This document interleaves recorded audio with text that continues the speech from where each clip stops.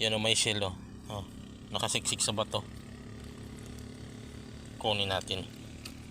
Oh.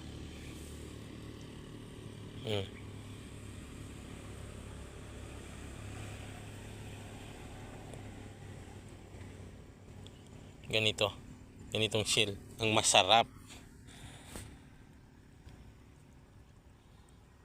Maliit lang pero pwede na. Mayroon pa.